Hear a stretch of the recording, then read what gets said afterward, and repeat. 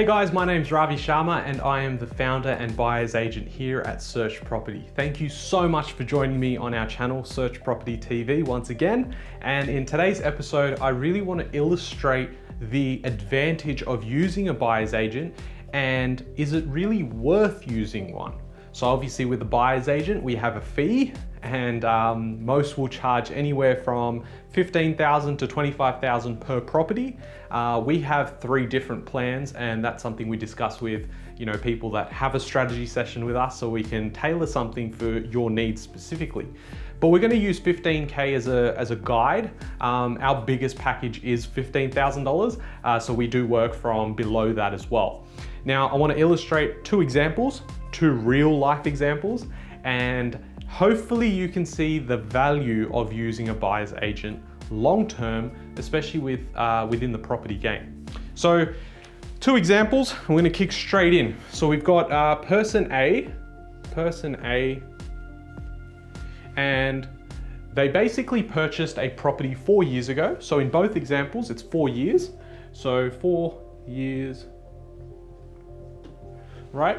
Now, person A purchased a property in a growth corridor in Brisbane, okay? All the data, all the statistics that were used for that purchase were all indicating that it was prime for capital growth. It was about 25 to 30 minutes outside of Brisbane. So the example here, they purchase price was for $350,000. Again, 4 years ago, right? So the purchase was renting out for $340 a week. Okay. Now, that property was purchased at $350 and the market value at the time was also $350. So this was one of our clients that had purchased this property, not with us obviously, because we weren't around 4 years ago, but it was someone I've been talking to recently that is looking to use a buyer's agent now. And they purchased at $350, the listed price was about $360, I believe, and that person that had purchased the property had actually thought the value was at $360. And this is something I've illustrated in previous videos, that $360, the listed price, is not the market value. You need to use RP data, you need to use other data sets to basically find out what the market value is. So in this case, they simply used $360 as the listed price and they thought, I'm getting a bargain here, okay? So person A used no buyer's agency, okay? So rented for $340, and we've got then person B, right? So a side-by-side comparison, person B, these guys used a buyer's agent, okay? So they used a buyer's agent. Again, it wasn't us because we weren't around, but the principles behind what they actually did was very similar to what we do with our clients. So I can illustrate this clearly going person A, person B, one used a buyer's agent and one didn't, okay? So this person purchased a property for $285, I believe. $280, sorry, was the purchase price, and it actually rented out for $360 a week. But here, the market value, MV, market value, was actually for $295,000. Okay, so hopefully you guys can see that. So purchase price $280, market value is actually $295, and the rent was $360. So what's really interesting here is property B, or person B that purchased their property, is actually 2 suburbs further out from the capital city versus person A. And so it would take about 20-25 minutes to get into the Brisbane CBD with person A, but with person B, it took an extra 10-15 minutes. So now we look at no buyer's agency and a buyer's agency fee. Now in this case, the buyer's agent charged $15,000. Okay? The reason I'm showing you real examples is because I really want you to understand where that value comes from when using a buyer's agent. When you get told And I remember when I first came in contact with a buyer's agent and they said, look, it's gonna cost you, at the time he was charging $18,000. And he said, look, $18,000 and I'm gonna help you purchase a property. And I said, I've just spent so much time trying to save my money. I'm gonna give you $18,000, then I have to purchase a property separate to that. It's just not something I can really afford, and it's not something I looked at. Over time, it does make sense when you look at the numbers as to what that looks like for you. So we're really gonna illustrate that by looking at these two examples, really. So we go in and we look at the valuations that came in 2020. So bank valuations came in, I believe it was last month, so Feb. Now, person A and person B, and this is where it all changes. Person A, 4 years later, had their property valued again, and their property was valued for $365,000. So if you really looked at it, you purchased for $350,000, and now that's become $365,000. At the end of the day, the good sign is that it didn't go down. But we're really trying to figure out what's the most productive use of our cash. We don't simply just want to invest somewhere and then go, well, it's sort of a set and forget, I don't really care. As long as it goes up in value, I've made more use of it there than I have sitting in the bank. The truth is that in your lifetime, you may only ever purchase 5, 10, 15, maybe 20 properties, okay? And you really want to make each one count. Each one has to serve the best purpose in your strategy. So this, to me, at $350,000, growing by 15K is really not a smart sort of investment, but I do want to show you the two examples. So with person B, their value came in at, where am I? $340,000. Okay, so 340. Now, obviously first property is still valued higher, but we also purchased it a lot higher. Now, the other part to look at is your cash flow position.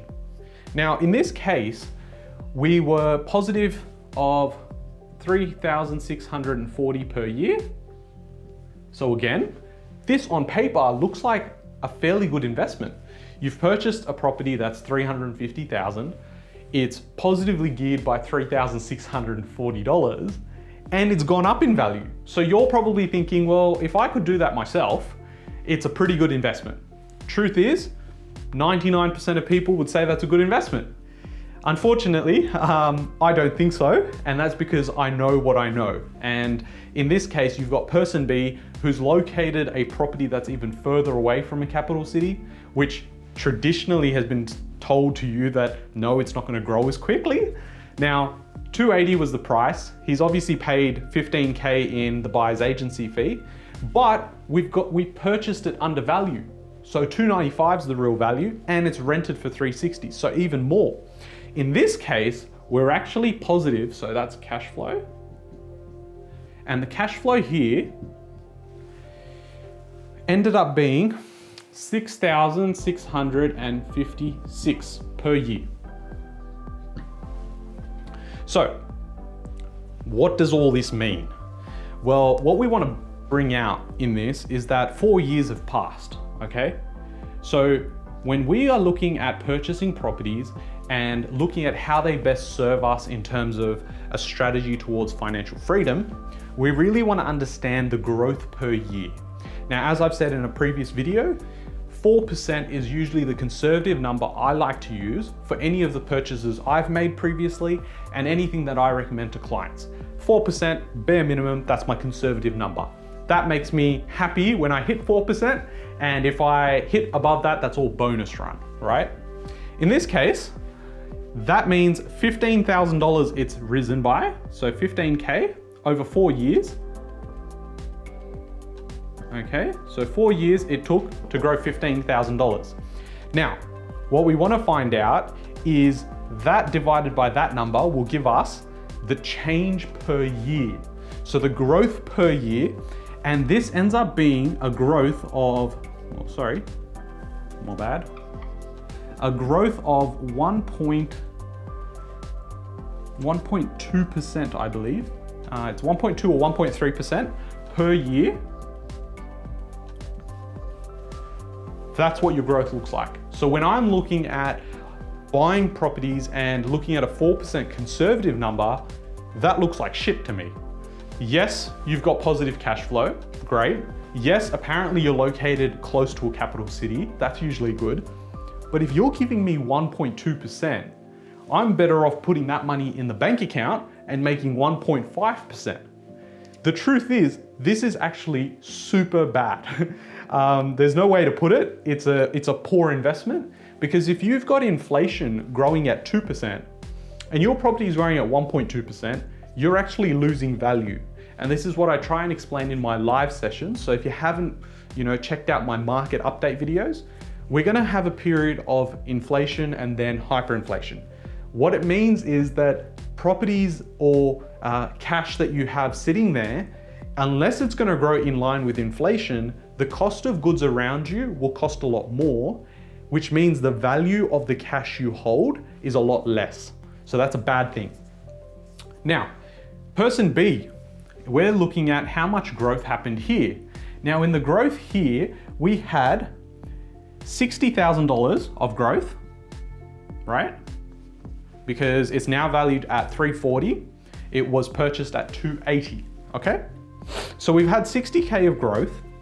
We then divide that by 4, because 4 years, and that gives us 5.4% of capital growth.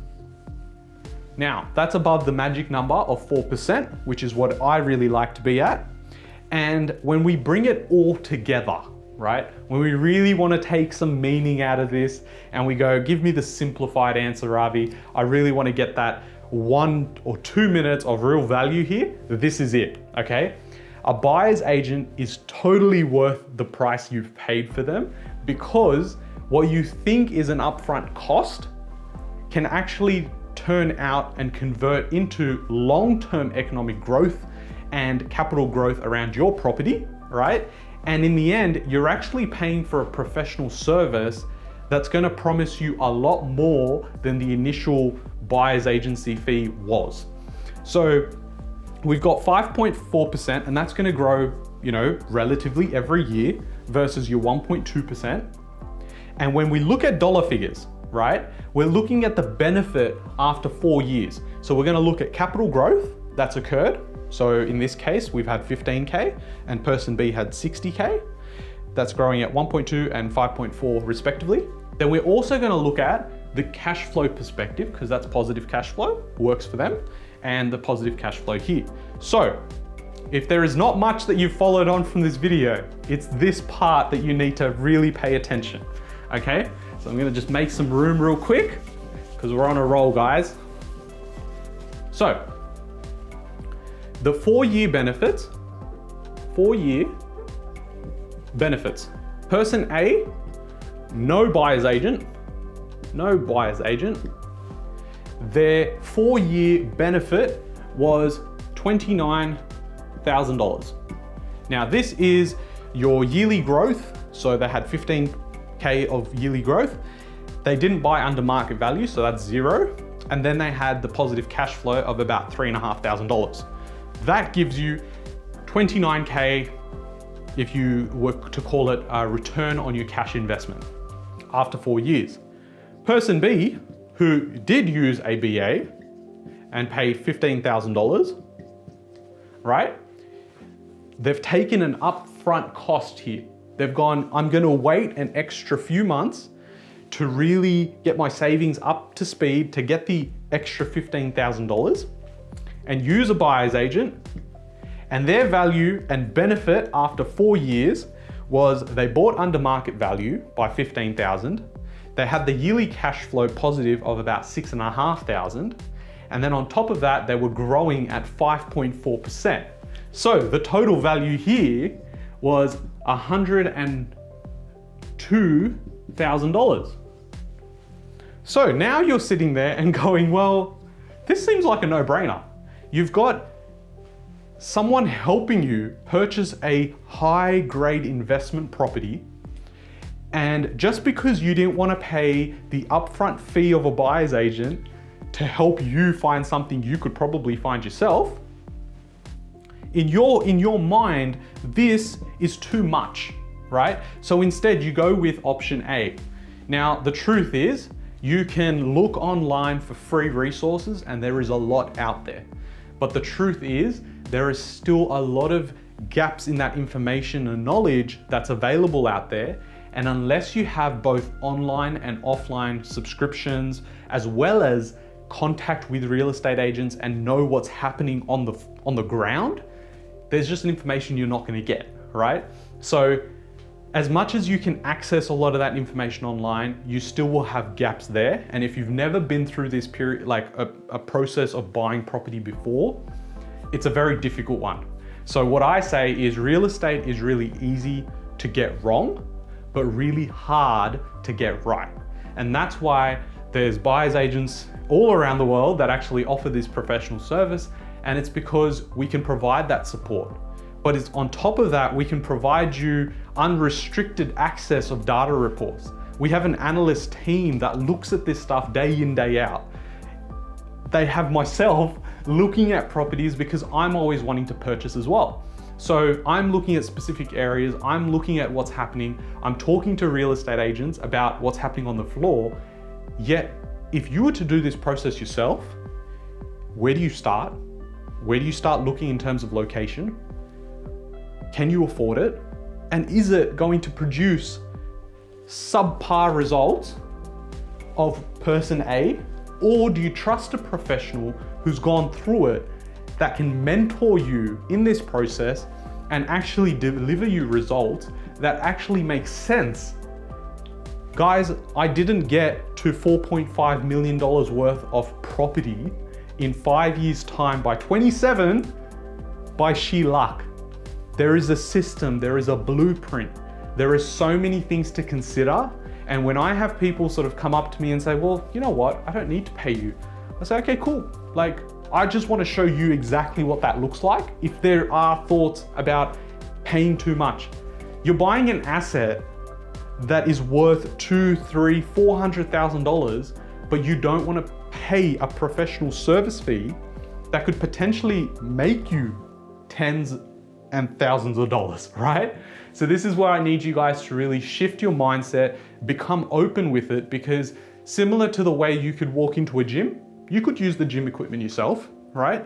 But there's people that choose to have a personal trainer. They're a professional in that area. And that's because they can provide you things that you may not necessarily be able to provide yourself. For instance, support, accountability, you know? What I'm trying to say here, guys, and I hope you really get the benefit of understanding what value a buyer's agent will bring you. I have a video that I brought out about 2 or 3 weeks ago now. What is a buyer's agent? Please go check out that video. There should be a card up here somewhere. And that will really allow you to understand that what we do on a day-to-day basis, and it also allows you to understand that we can both be an active and passive investor. So in your case, if you are working your 9-to-5 job and you love that, that's awesome, but you really don't want to have to make the time, kill that social life, and be able to go, now I need to go find investments, then that's where a buyer's agent comes in. Similar to the way I would not touch my car because I have no idea how to operate the mechanics of it at all. If something flashes in terms of the dashboard headlights or whatever it is, I'm calling NRMA straight away. If I have to pay extra for that, I'm willing to do so because the damage you can do is going to set you back a lot more money than paying a professional buyer's agent fee. So I guess for a lot of you guys, it's not just about purchasing one property or two.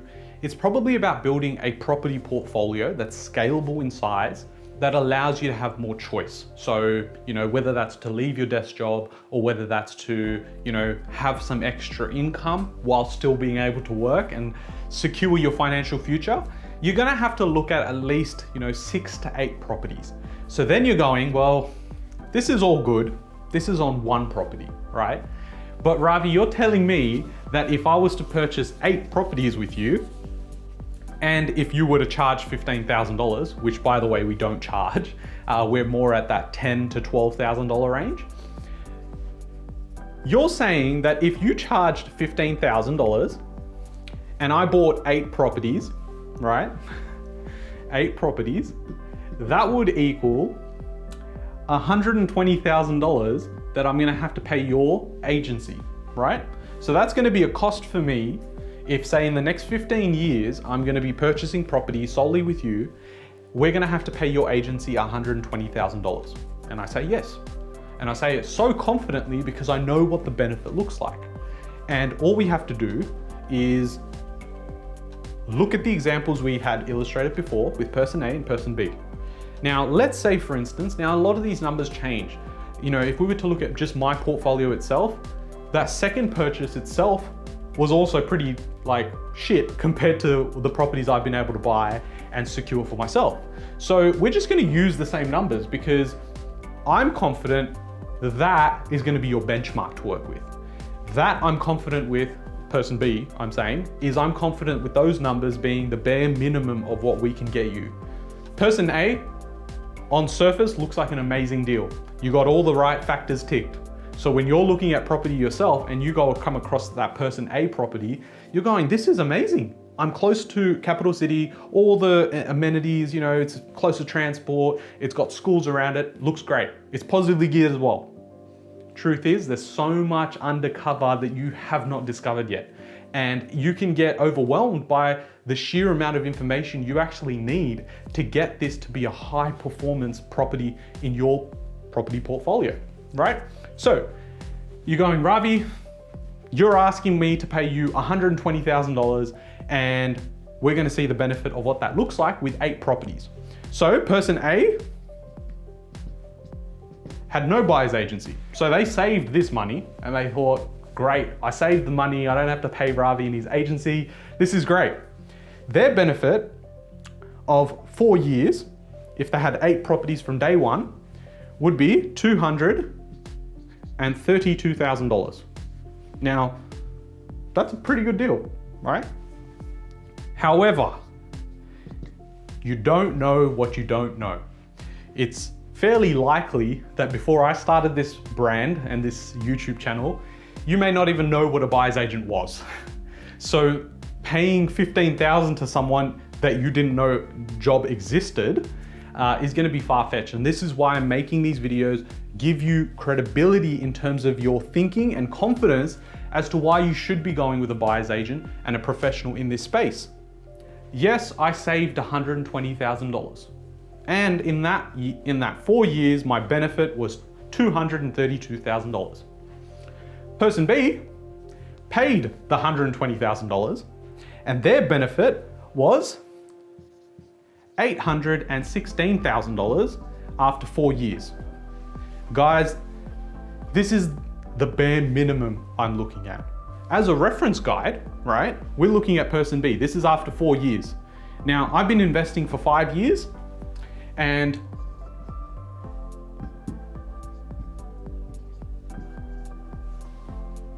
that's what my benefit looked like.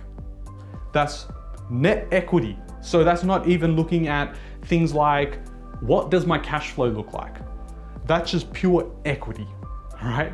So guys, when I'm saying this is your bare minimum, even after you took out the $120,000, you're so far ahead of someone who didn't use the professional services. I don't know how else to put this, apart from the fact that you're almost an idiot and have no sort of understanding of how investing works with property. I understand that it's not everyone's cup of tea, and I know that not everyone gets their head around these videos. That is why I have an ebook that's for free. That is why I urge you to give me a call or email me on hello@searchpropertyau.com.au so that we can have a conversation more in detail about your strategy, about your circumstances, and so we can tailor that to look like what it does best to serve your goals. You may not need 8 properties. You may need 4, right? Depending on where you're at and what sort of locations you're looking at. You may not need 8, you may need 14. Everyone's different. Guys, I just want to thank you again. If you've stuck through all the way through, if you've gotten some sort of value out of this, I want you to do three things actually. One, I need you to subscribe to the channel. It helps me know that I'm bringing some value to you guys and that you're watching all the way through. Number two is hit this like button, right? There's comments that you can put down below, or you can contact me privately. And number three, don't be selfish. If there is someone that needs to hear this, or someone that you've been trying to convince to get into property investing, link them this video. This is why we have professionals in this industry, and I'm not saying I'm the only one. There are other buyers agents out there, and we can talk about my pricing and my pricing structure. I have payment plans.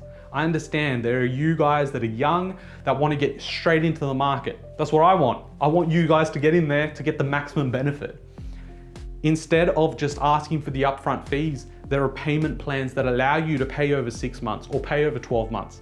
We can work around your situation, but what I'm saying is you need to get started, you need to take the action. And this is a no-brainer, guys.